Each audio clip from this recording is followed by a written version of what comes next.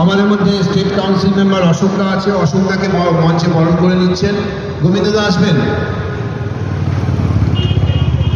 জেলা সহ সভাপতি গোবিন্দ দাস, দল মসজিদ। আর কি বাকি আছে?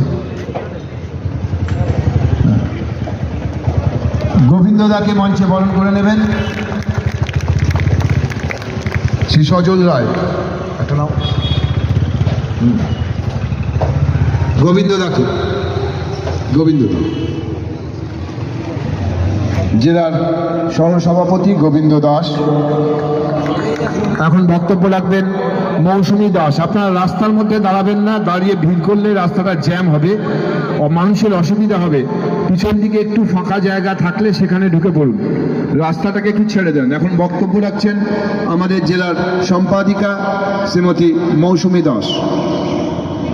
भारत माता की, भारत माता की, भारत माता की। মঞ্চে উপবিষ্ট হয়েছে, কিন্তু আজকে আমরা এই মুকুন্দপুরে কেন জমায়েত হয়েছি, কেন এই বিরাট জনসভা?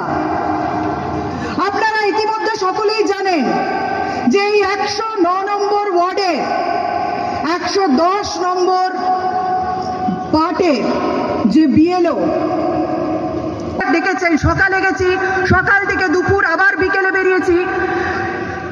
যেভাবে আমরা খেটেছি এসআইআর এর জন্য, প্রত্যেকেই খেটেছে। আজকে এসআইআর কেন হচ্ছে? এই পশ্চিমবঙ্গে এসআইআর প্রত্যেকটি রাজ্যে এসআইআর হয়েছে, কিন্তু আমরা দেখতে পাচ্ছি কি, যখন এই পশ্চিমবঙ্গের বুকে এসআইআর হচ্ছে তখন সেই নিয়ে সে হচ্ছে টিএমসির তরফ থেকে বিএলএ 2। প্রথম দিন থেকে, যেদিন থেকে কাজ শুরু হয়েছিল, সেই 4 তারিখ মনে আছে তো, সেই প্রথম দিন থেকে আমাকে সকলের সামনে সে বিচ্ছিন্নভাবে কথাবার্তা, বিচ্ছিন্নভাবে আক্রমণ করে।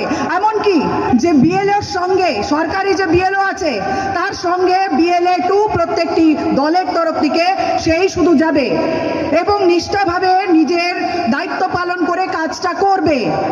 কিন্তু আমি কি দেখেছি, এই 109 নম্বরের বুকে যে সিপিএম থেকে যে বিএলএ 2 এসেছিলেন সে একাই ছিলেন, এবং বিজেপির তরফ থেকে যে বিএলএ 2 আমি ছিলাম সে একাই ছিলাম। কিন্তু আমি কি দেখেছি, এই 109 নম্বর ওয়ার্ডে 110 নম্বর বুথে টিএমসির তরফ থেকে 7 জন 8 জন শুধু নয়, 10 জন 12 জন করে বেরিয়েছে। যখনই আমি সেখানে আওয়াজ উঠাতে চেষ্টা করেছি, আমাকে ঘিরে ধরে